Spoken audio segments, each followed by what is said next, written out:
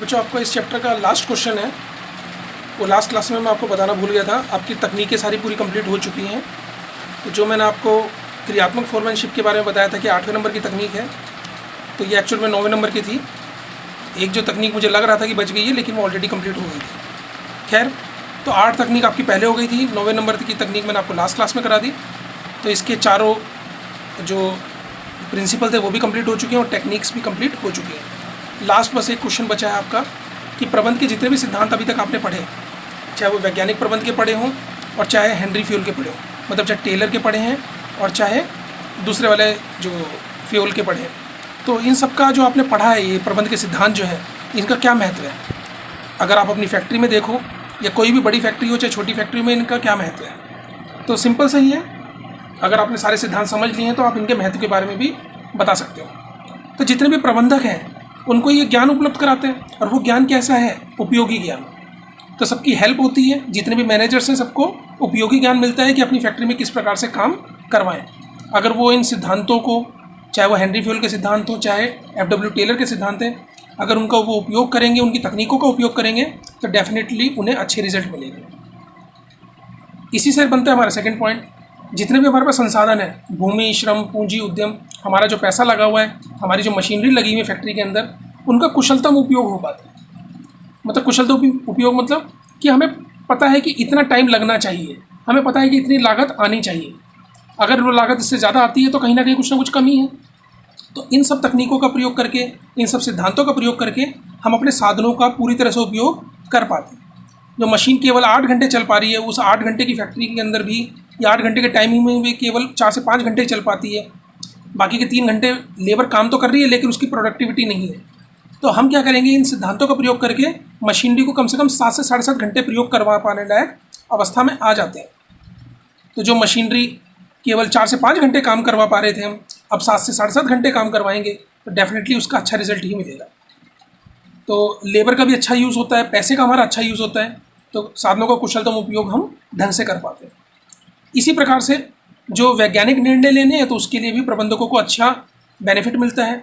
वैज्ञानिक निर्णय लेने में सुविधा रहती है। जैसे मैंने आपको बताया था कि लेबर को किस प्रकार से सैलरी दी जाए, तो उसका जो टेक्निक थी एफ.डब्ल्यू. टेलर की, उसके प्रयोग से हम बिना उनमें बाइफरकेट किए वास्तव में हम उनको अंदर एक मोटिवेशन दे पाते हैं कि अगर वो इतने से इतने कम के अंदर अगर प्रोडक्शन करेगा तो हम उसको इस हिसाब से सैलरी देंगे, इतने से इतने में करेगा तो हम उसको इस हिसाब से सैलरी देंगे। एक मैंने आपको बताया था फंक्शनल फोरमैनशिप, आप उसका प्रयोग करोगे तो वो भी एक प्रकार से वैज्ञानिक निर्णय लेने में सुविधा देता है। तो प्रबंधकों को साइंटिफिक डिसीजन लेने में या अपनी फैक्ट्री में साइंटिफिक डिसीजन लेने में बहुत सुविधा हो जाती है। बदलते वातावरण के साथ एडजस्टमेंट कर सकते हैं। जिस तरह से माहौल बदल रहा है, ग्राहकों की यानी कस्टमर्स जो है वो अलग अलग प्रकार के प्रोडक्ट की डिमांड करते हैं।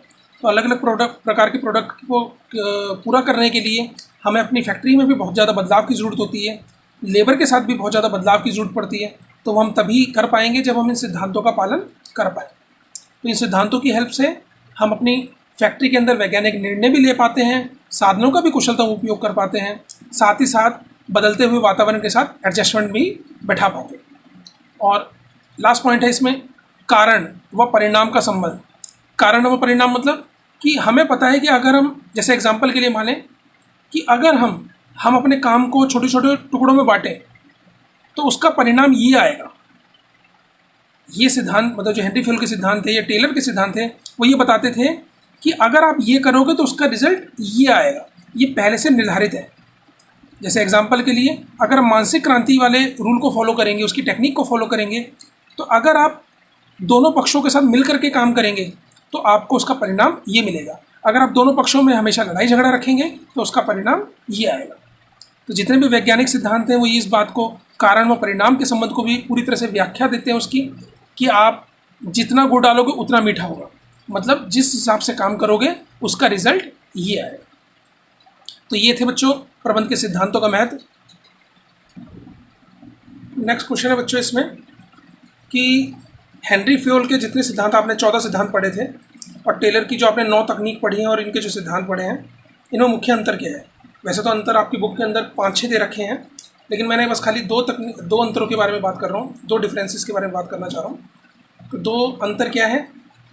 एक तो जो टेलर की तकनीक अब तक आपने जितनी पढ़ी 9 तकनीक, वो सारी के सारी कारखाने से संबंधित है, मतलब फैक्ट्री के अंदर की बात करते हैं कि फैक्ट्री के अंदर इस प्रकार से काम करो, फैक्ट्री के अंदर गति का अध्ययन करो, फैक्ट्री के अंदर जो है क्या नाम है समय का अध्ययन करो, फैक्ट्री के अंदर जो लेबर काम कर रही है उनको विभेदात्मक मजदूरी पद्धति अपनाओ, या समय का अध्ययन करो, या थकान का अध्ययन करो, या फंक्शनल फोरमैनशिप, कारखाना जो है कारखाना प्रबंधक इस प्रकार से होना चाहिए, सरलीकरण करो, कार्य का प्रमाणीकरण करो, मतलब जितनी भी हैं सारी की सारी कारखाने की बात करते हैं।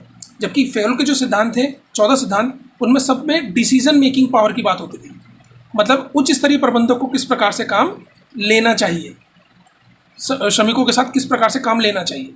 तो ज़्यादातर जो भी बातें थी वो हाई लेवल मैनेजमेंट की बात होती थी, टॉप लेवल मैनेजमेंट की बात होती थी, जबकि जो टेलर हैं वो ज़्यादातर फैक्ट्री के अंदर की बात करते थे। दूसरा जो मोस्ट इम्पॉर्टेंट डिफरेंस जिसकी वजह से मैं ये क्वेश्चन लिख रहा हूँ वो ये है कि टेलर की टेक्निक में आदेश की एकता वाले सिद्धांत का पूरी तरह से उल्लंघन होता है, मतलब पूरी तरह से उसको गलत साबित करता है, जबकि फ्योल आदेश की एकता का पालन करने के लिए कहते थे।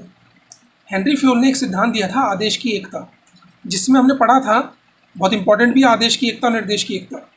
तो आदेश की एकता वाले सिद्धांत में क्या कहा था फ्योल ने कि एक कर्मचारी को या एक व्यक्ति को एक समय में केवल एक ही व्यक्ति से आदेश मिलना चाहिए।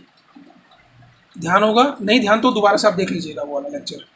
तो क्या बताया था कि एक व्यक्ति को अथवा एक कर्मचारी को एक समय में, यानी कि अगर एक टाइम की बात करें, अलग अलग दिन पर तो अलग अलग लोग आदेश दें, कोई दिक्कत नहीं, लेकिन एक समय पे उसे केवल एक ही व्यक्ति से आदेश मिलना चाहिए, नहीं तो वो कंफ्यूज हो जाएगा और किसी का भी काम पूरी तरह से नहीं कर पाएगा। यानी कि मान लीजिए अगर ये व्यक्ति है तो इसको ये वाला भी आदेश दे रहा है, ये वाला भी आदेश दे रहा है, ये वाला भी आदेश दे रहा है, इस व्यक्ति को एक ही टाइम में कि भैया मेरा काम शाम तक होना चाहिए, इसने भी कहा, इसने भी कहा, इसने भी कहा, तो किसी का भी काम पूरी तरह से कंप्लीट नहीं कर पाएगा।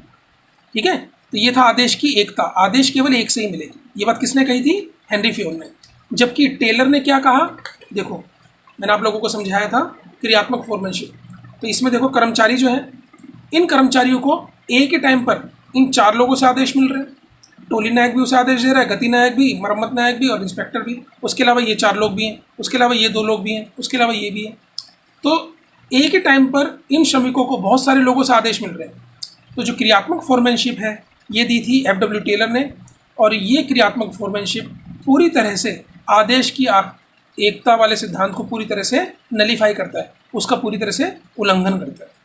तो टेलर ने आदेश की एकता का पालन नहीं किया, जबकि फ्योल आदेश की एकता का पालन करने के लिए कहते थे। तो ये 2 अंतर मैंने बताए, इसके अलावा जितने भी अंतर हैं आप लोग खुद पढ़ सकते हो, समझ सकते हो। तो ये चैप्टर बेटा आपका कंप्लीट हो गया है पूरा का पूरा। नेक्स्ट क्लास में 3rd चैप्टर स्टार्ट करेंगे।